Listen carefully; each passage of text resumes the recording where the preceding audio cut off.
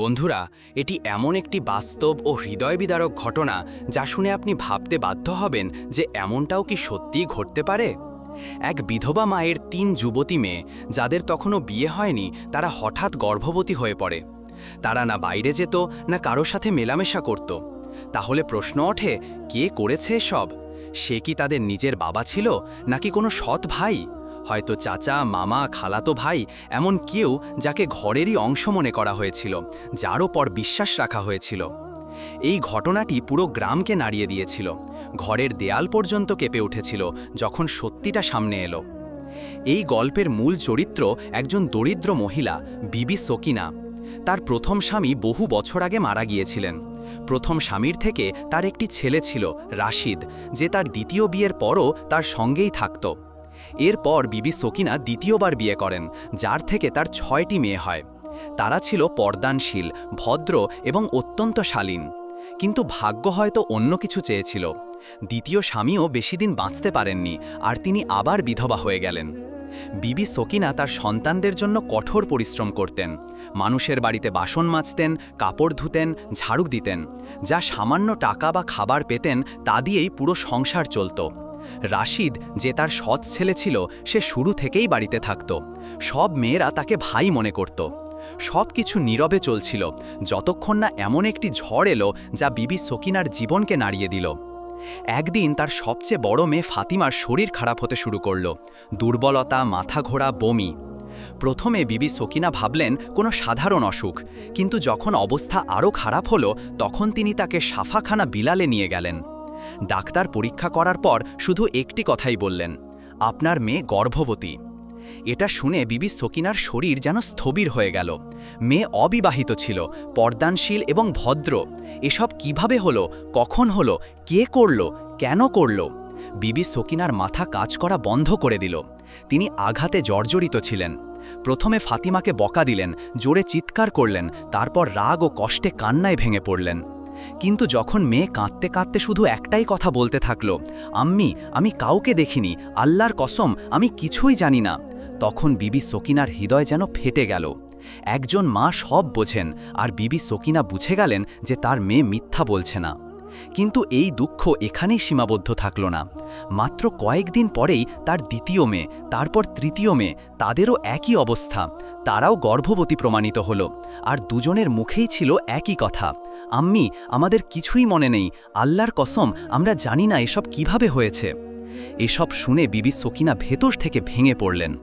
তিনি কয়েকদিন চুপ করে থাকলেন, কাঁদতে থাকলেন, ভাবতে থাকলেন, কিন্তু কোনো উত্তর পেলেন না।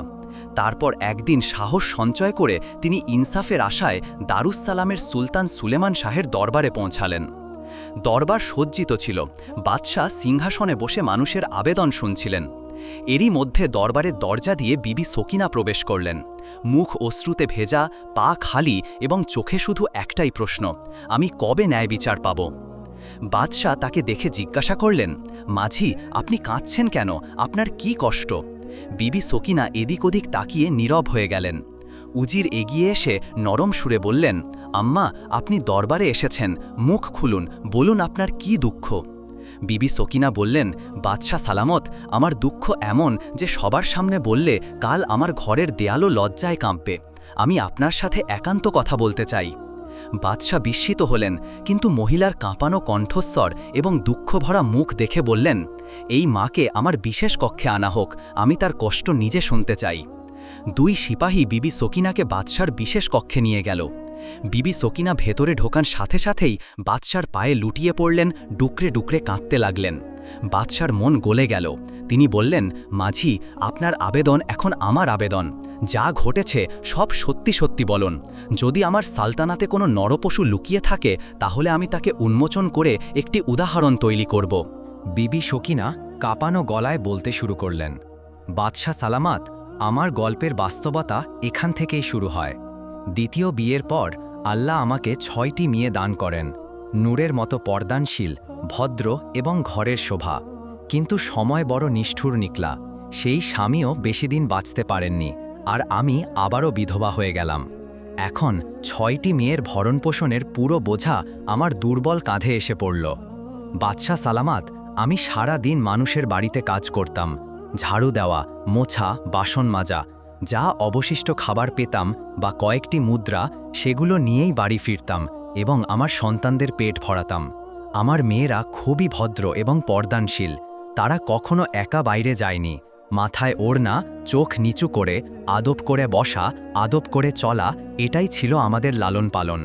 এভাবেই কোনো রকমে জীবন কাটছিল, যে একদিন আমার সবচেয়ে বড় মেয়ে ফাতিমার শরীর খারাপ হতে শুরু করল। দুর্বলতা, বমি, মাথা ঘোরা। আমি ঘাবড়ে গেলাম। তাকে শহরের ডাক্তারের কাছে নিয়ে গেলাম। ডাক্তার পরীক্ষা করার পর যা বললেন তা শুনে আমার পায়ের নিচের মাটি সরে গেল। তিনি বললেন, আপনার মেয়ে গর্ভবতী। এটা শোনা মাত্রই আমার কণ্ঠস্বর কাঁপতে লাগল, চোখ থেকে অশ্রু বইতে লাগল। বাদশাহ সালামাত, আমার মেয়ের তো এখনো বিয়েই হয়নি। আমি বিশ্বাসই করতে পারছিলাম না যে এমনটা কিভাবে হলো। আমি তাকে বাড়িতে নিয়ে এলাম। রাগে তাকে মারলাম, থাপ্পড় মারলাম। জিজ্ঞাসা করলাম, কার সাথে এমন করেছিস? এই বাচ্চা কার? কিন্তু সে শুধু কাঁদতে থাকল। আমার পায়ে পড়ে বলতে থাকল, আম্মি, আমি কিছুই জানি না। আল্লাহর কসম, আমি কখনো কাউকে দেখিওনি। আমি তো কখনো একা বাইরেও যাইনি। বাদশাহ সালামাত, সে আমার মেয়ে। আমি তাকে জন্ম দিয়েছি, বড় করেছি, শিখিয়েছি।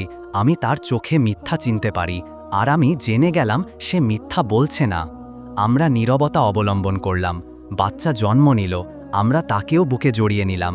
কিন্তু মাত্র কয়েক মাস পার হলো যে আমার দ্বিতীয় মেয়ে, তারপর তৃতীয় মেয়ে। একই অবস্থা, একই কথা, একই ব্যথা। আমাদের কিছুই মনে নেই। আল্লাহর কসম, আমাদের মনেই নেই কিভাবে হলো। এখন আমার ধৈর্য ভেঙে গেছে। আমি রাতে জেগে থাকতাম, ভাবতাম, কাঁদতাম, কিন্তু কোনো সূত্র পেলাম না। কেউ ঘরে আসতো না, কেউ দরজা টকটকাতো না, মেয়েরাও বাইরে যেত না। তাহলে এসব কিভাবে হচ্ছিল? আমি আল্লাহর কাছে ফরিয়াদ করলাম, হে আল্লাহ, আমাকে বলে দাও কে এসব করছে। কিন্তু কোনো উত্তর এলো না। এখন আমার ধৈর্য সীমা ছাড়িয়ে গেছে। এখন আমি জানতে চাই, সেই নরপশু কে যে আমার মেয়েদের নিষ্পাপতা লুণ্ঠন করে চুপচাপ গায়েব হয়ে যায়। আমি ন্যায় বিচার চাই বাদশাহ সালামাত, আমি ন্যায় বিচার চাই। এই কথা বলতে বলতে বিবি শকিনা বাদশার পায়ে লুটিয়ে পড়লেন। তার অশ্রুতে সব ব্যথা ভেসে যাচ্ছিল। সুলতান সুলেমান শাহের মুখ কঠোর হয়ে গেল। তিনি সিংহাসন থেকে উঠে গভীর শ্বাস নিয়ে বললেন, এখন এটা শুধু একজন মায়ের ব্যাপার নয়, এটা পুরো সালতানাতের প্রশ্ন হয়ে দাঁড়িয়েছে। দরবারের বাতাস যেন থেমে গেল। বাদশাহ বিবি শকিনার দিকে তাকিয়ে বললেন, আম্মা, তুমি এখন এসেছো যখন 3 মেয়ের জীবন ধ্বংস হয়ে গেছে। তোমার তখন আসা উচিত ছিল যখন প্রথম মেয়ে গর্ভবতী হয়েছিল। যদি তুমি তখনই বলতে, তাহলে হয়তো বাকি 2 মেয়ে বেঁচে যেত। কিন্তু এটাও বাস্তব যে গরিব মানুষ প্রায়শই দুর্নামের ভয়ে সত্য লুকিয়ে ফেলে। নিজের মেয়েদের ইজ্জত বাঁচাতে নিজের বুকে বিষ ঢেলে নেয়, আর যখন সেই বিষ ভেতর ভেতর কাটতে থাকে তখন চিৎকার বের হয়। আম্মা, তুমিও তাদেরই একজন, যারা দেরিতে আসে, কিন্তু যাই হোক আসে তো। শকিনা লজ্জায় চোখ নামিয়ে নিলেন। অশ্রু প্রবাহিত হতে হতে বললেন, বাদশাহ সালামাত, আপনি একদম ঠিক বলছেন। আমার আগে আসা উচিত ছিল, কিন্তু এখন যা হয়ে গেছে তা ফিরিয়ে আনা যাবে না। এখন আমি শুধু এটাই চাই যে সেই নরপশুকে ধরা হোক যে আমাদের জীবনকে ধ্বংস করে প্রতি রাতে গায়েব হয়ে যায়। বাদশাহ সুলেমান শাহ তাকে দেখলেন। এখন তার বুকে রাগ এবং ন্যায় বিচারের উদ্দীপনা উথলে উঠছিল। তিনি গর্জন করে বললেন, আম্মা, এখন এই ব্যাপারটা তোমার নয়, এটা আমার সালতানাতের। যতদিন আমি বেঁচে আছি, কোনো নরপশুকে এই অনুমতি নেই যে সে গরিব, অসহায় এবং পবিত্র নারীদের ওপর জুলুম করবে এবং শাস্তি থেকে বেঁচে যাবে। যদি আমার সালতানাতে একজনও মা অসহায় থাকে, তাহলে এমন সালতানাতের ওপর অভিশাপ। এখন তুমি যাও, বিশ্রাম নাও। এখন তোমার ব্যথা আমার ব্যথা। শকিনা নীরবে তার চাদর ঠিক করতে করতে ভেজা চোখে সেখান থেকে চলে গেলেন। বাদশাহ দরবারে ফিরে এলেন। বাহ্যিকভাবে মানুষের আবেদন শুনতে থাকলেন, কিন্তু মন ও মস্তিষ্ক একটি প্রশ্ন নিয়েই ব্যস্ত ছিল। সে কে যে দিনের আলোতে ফেরেশতা হয়ে ঘুরে বেড়ায় আর রাতের অন্ধকারে নরপশু হয়ে একজন মায়ের 3 মেয়ের সতীত্ব লুণ্ঠন করে? বাদশাহ তার কক্ষে গেলেন এবং সাথে সাথে বিশেষ উজিরকে ডাকলেন। উজির যখন বাদশাহ সুলেমান শাহের মুখে গভীর উদ্বেগের ছায়া দেখলেন, তখন এগিয়ে এসে আদবের সাথে জিজ্ঞাসা করলেন, বাদশাহ সালামাত, কোন বিষয়টি আপনাকে এত কষ্ট দিচ্ছে? বাদশাহ রাগান্বিত স্বরে বললেন, উজির, আমার সালতানাতে একটি নরপশু লুকিয়ে আছে। সে এমন অপরাধ করেছে যে পৃথিবীও লজ্জায় কেঁপে আছে। একজন মায়ের 3 নিষ্পাপ মেয়েকে ধ্বংস করে দেওয়া হয়েছে। আর সেই মা আজ আমার দরবারে কাঁদতে থাকল। এটাই কি আমাদের ন্যায় বিচারের মানদণ্ড? উজির আফসোস ভরা কণ্ঠে মাথা নিচু করে বললেন, বাদশাহ সালামাত, এটা সত্যিই খুব বড় অপরাধ। এখন হুকুম দিন আমাদের কি করতে হবে। বাদশাহ সাথে সাথে বললেন, আমি জানতে চাই সে কে, কখন আসে, কিভাবে ঘরে প্রবেশ করে। সে উই পোকার মতো ভেতর থেকে সেই ঘরকে কুড়ে খাচ্ছে। আমাদের তাকে উন্মোচন করতে হবে এবং একটি উদাহরণ তৈরি করতে হবে।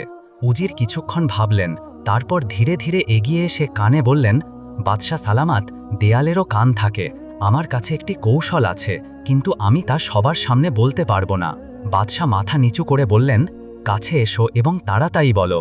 উজির ধীরে ধীরে বাদশার কানে একটি কৌশলগত পরিকল্পনা বললেন, এমন একটি পদ্ধতি যা শুধু চুপচাপ জাল বিছিয়ে দেবে না, বরং সেই নরপশুকে তার কাজ করতে গিয়েই হাতে নাতে ধরবে।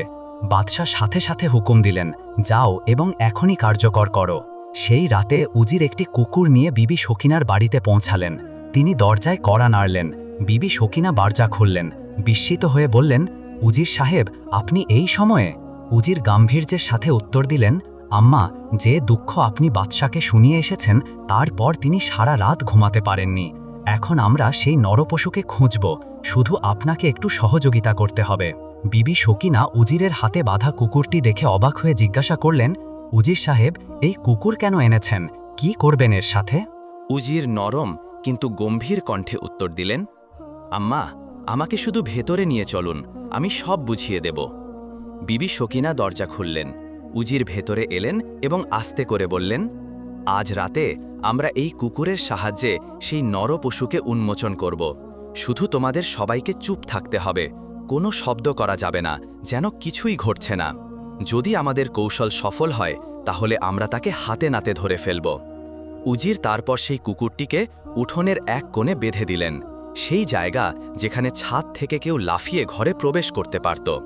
তারপর তিনি বিবি সকিনা এবং তার মেয়েদের বোঝালেন, আজ রাতে কেউ চিৎকার করবে না, শুধু দেখতে হবে এবং সহ্য করতে হবে। যেই সেই নরপশু ভেতরে আসবে, কুকুরটি তার উপর ঘেউ ঘেউ করতে শুরু করবে, আর আমাদের সিপাহীরা তখনই সক্রিয় হয়ে উঠবে। তিনি 2 প্রহরীকে নির্দেশ দিলেন যে তারা ঘরের আশেপাশে লুকিয়ে পাহারা দিক।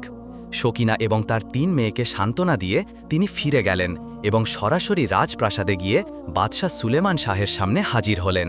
বাদশাহ জিজ্ঞাসা করলেন, উজির, জাল কি বিছানো হয়েছে? কুকুর কি সঠিক জায়গায় বাঁধা হয়েছে? উজির মাথা নিচু করে বললেন, বাদশাহ সালামত, সব সেভাবেই করা হয়েছে যেভাবে আপনি চেয়েছিলেন। এখন যদি সেই নরপশু আজকেও আসে তবে সে বাঁচতে পারবে না। বাদশাহ গভীর শ্বাস নিয়ে বললেন, উজির, যতক্ষণ না সেই জালিমকে তার শাস্তি দিতে পারছি ততক্ষণ আমার ঘুম আসতে পারে না। আমার সালতানাতে কোনো মজলুম নারী কাঁদবে, এটা আমি সহ্য করতে পারি না। রাত গভীর হতে লাগল। পুরো গ্রাম নিস্তব্ধতায় ডুবে গেল। চাঁদের আলোতে নিস্তব্ধতা ছিল এবং এক অদ্ভুত ভয়। মাঝরাতের কাছাকাছি বিবি সকিনার বাড়ির ছাদে একটি ছায়া দেখা গেল। একজন লোক নিঃশব্দে এলো, ছাদ থেকে নিচে ঝাঁপ দিল এবং উঠোনে নামল। পরের মুহূর্তেই কুকুরটি জোরে জোরে ঘেউ ঘেউ করতে লাগল। শব্দ এতটাই তীব্র ছিল যে বিবি সকিনা এবং তার মেয়েরা জেগে উঠল এবং আশেপাশে লুকিয়ে থাকা সিপাহীরাও সাথে সাথে সক্রিয় হয়ে উঠল। বিবি সকিনা বুক চেপে ধরলেন, মেয়েদের কাছে নিয়ে বসলেন। সে এসে গেছে, সেই নরপশু। সিপাহীরা দৌড়ে ভেতরে এলো। মুখোশধারী লোকটি পালাতে শুরু করল, কিন্তু সিপাহীরা তাকে ধরে ফেলল। তার হাত মোচড় দিয়ে মাটিতে ফেলে দেওয়া হলো। মুখে কালো কাপড় বাঁধা ছিল। সে নিজের পরিচয় লুকাতে চেয়েছিল। সকাল হলো। বাদশার দরবার বসল। সেই অপরাধী হাতকড়া পরা অবস্থায় মাথা নিচু করে হাঁটু গেড়ে বসেছিল। বিবি সকিনা তার 6 মেয়েকে নিয়ে দরবারে প্রবেশ করলেন। বাদশাহ সুলেমান শাহ ইশারা করলেন, দরবার খালি করে দেওয়া হলো। এখন সেখানে মাত্র 4 জন উপস্থিত ছিলেন, সেই অপরাধী, বাদশাহ, উজির এবং বিবি সকিনা তার মেয়েদের সাথে। এখন সময় ছিল সত্যকে সামনে আনার, পর্দা সরানোর। বাদশাহ কঠোর স্বরে বললেন, তোকে কি আমার ভয় ছিল না? তুই কি জানিস না যে আমার সালতানাতে কোনো নারীর ইজ্জতে হাত তোলার শাস্তি শুধু মৃত্যুই? তারপর তিনি সিপাহীদের নির্দেশ দিলেন, এই ব্যক্তির মুখ থেকে মুখোশ সরাও। আমি দেখতে চাই সেই মুখ যিসনে একজন মায়ের 3 মেয়ের জীবন ধ্বংস করে দিয়েছে। মুখোশ সরানোর সাথে সাথেই এক গভীর নীরবতা নেমে এলো। বিবি সকিনার চোখে বিস্ময়, কষ্ট এবং রাগের ঝড় বয়ে গেল। তিনি চিৎকার করে বললেন, রাশিদ, তুই এটা কি করলি? সে ছিল সেই সৎ ছেলে যে বিবি সকিনার প্রথম স্বামীর থেকে ছিল, যে সেই বাড়িতে তাদের সাথেই বড় হয়েছিল, যাকে বিবি সকিনা কখনো নিজের চেয়ে কম মনে করেননি।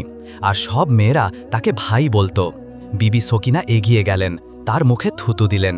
তুই নরপশু, বেহায়া, এই মেয়েদের সাথে তুই এটা কি করলি? এদের সাথেই তুই বড় হয়েছিস, তুই তো এদের ভাই ছিলি, এদের হেফাজতকারী, আর তুই বের হলি এদের ইজ্জাতের হত্যাকারী। তারপর তিনি একটি জোরে থাপ্পড় মারলেন। মেয়েরা কেঁপে উঠল, কাঁদতে লাগল। বাদশাহ তলোয়ার বের করে তার মাথার কাছে রেখে গর্জন করে বললেন, এখন বল, সত্যি সত্যি বল, তুই এসব কেন করলি?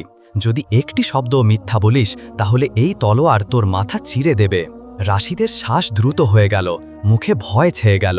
সে কাঁপানো গলায় বলতে শুরু করল, বাদশাহ সালামত, আমি বিবি সকিনার সৎ ছেলে।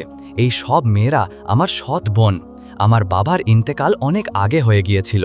বিবি সকিনা আমাকে নিজের মেয়েদের সাথেই লালন পালন করেছেন, কিন্তু আমার মনে তাদের জন্য ঘৃণা এবং হিংসা জন্ম নিতে শুরু করে। যখন মেয়েরা আরও যুবতী হতে লাগল, তাদের সৌন্দর্য দেখে আমার নিয়ত বদলে গেল। আমি জানতাম এরা আমাকে কখনো নিজেদের বলে মানবে না। আমি বিবি সকিনাকে বলেছিলাম যে বড় মেয়ের বিয়ে দিয়ে দিন, কিন্তু তিনি আমার কথায় গুরুত্ব দেননি। আমার মনে হতে লাগলো যে এরা সবাই একদিন বিয়ে করে চলে যাবে, আর আমার ভেতরে শয়তান জেগে উঠল। আমার লালসা আমাকে অন্ধ করে দিল।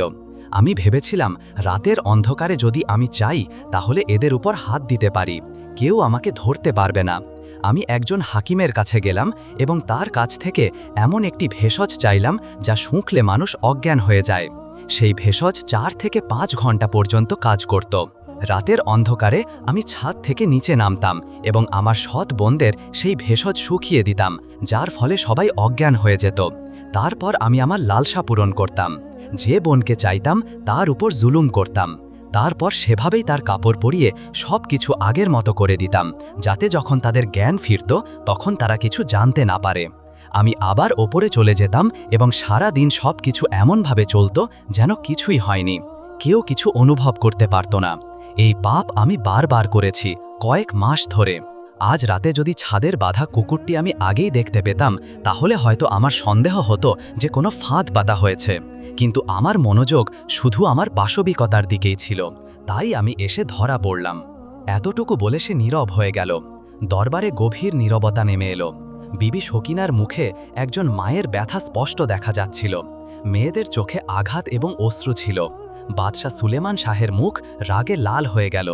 তিনি উজিরের দিকে তাকালেন এবং মাথার হালকা ইশারা দিয়ে নির্দেশ দিলেন। উজির কোষ থেকে তলোয়ার বের করলেন, এগিয়ে এলেন এবং এক কোপেই সেই নরপশু রাশিদের মাথা শরীর থেকে আলাদা করে দিলেন। তার দেহ কিছুক্ষণ ছটপট করতে থাকল এবং তারপর চিরকালের জন্য নীরব হয়ে গেল। দরবারে ন্যায় বিচারের জয় হয়েছিল। বাদশাহ বিবি সকিনার দিকে তাকালেন এবং নরম সুরে বললেন, আম্মা, যদি তুমি আগে আসতে তাহলে হয়তো তোমার মেয়েরা এই জুলুম সহ্য করত না, কিন্তু এখন যা হয়ে গেছে তা ফিরিয়ে আনা যাবে না। তবে আমি ওয়াদা করছি যে তোমার 3 মেয়ে সেই সুখ পাবে যার তারা হকদার। বাদশাহ তার সালতানাতের 3 সৎ, সম্ভ্রান্ত এবং বিত্তশালী যুবককে বেছে নিলেন এবং সেই 3 মেয়ের বিয়ে তাদের সাথে করিয়ে দিলেন। যৌতুক হিসেবে সোনা, রূপা, ধন সম্পদ সবই দেওয়া হলো। বিবি সকিনা বাদশার পায়ে লুটিয়ে পড়লেন এবং অশ্রুসিক্ত চোখে বারবার ধন্যবাদ জানাতে থাকলেন। বাদশাহ তার মাথা ধরে বললেন, যখন তোমার বাকি 3 মেয়েও যুবতী হবে তখন আমাকে অবশ্যই জানিও। আমি তাদের জন্য সম্ভ্রান্ত সম্পর্ক খুঁজব। আমার সালতানাতে কোনো মেয়ে একা নয়। প্রতিটি মজলুম মা আমার মা, আর প্রতিটি মেয়ে আমার মেয়ে। আর এভাবেই একজন ন্যায়পরায়ণ শাসক একজন অসহায় মাকে তার অধিকার ফিরিয়ে দিলেন এবং একজন নরপশুকে তার অপরাধের নিকৃষ্টতম শাস্তি দিলেন। যদি আপনারও জুলুম হয় তাহলে চুপ থাকবেন না। দুর্নামের ভয়, সমাজের পরোয়া এসব ছেড়ে দিন। হকের জন্য আওয়াজ তুলুন, জুলুমের বিরুদ্ধে রুখে দাঁড়ান। কারণ যদি আপনি চুপ থাকেন তাহলে এই দুনিয়া আপনার ইজ্জত, আপনার শান্তি এবং আপনার অস্তিত্ব পর্যন্ত গিলে ফেলবে। যে ব্যক্তি কোনো মজলুমের সাহায্য করে আল্লাহ তাআলা নিজেই তার সাহায্য করেন।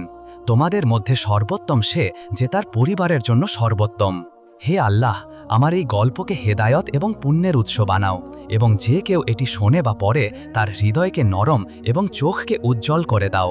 যদি আপনার এই গল্পটি হৃদয় ছুঁয়ে থাকে তাহলে লাইক করুন, আপনার বন্ধুদের সাথে শেয়ার করুন এবং চ্যানেলটি সাবস্ক্রাইব করতে ভুলবেন না, যাতে আপনি ভবিষ্যতে এ ধরনের বাস্তবতার সাথে জড়িত হৃদয়স্পর্শী গল্প পেতে থাকেন। ধন্যবাদ।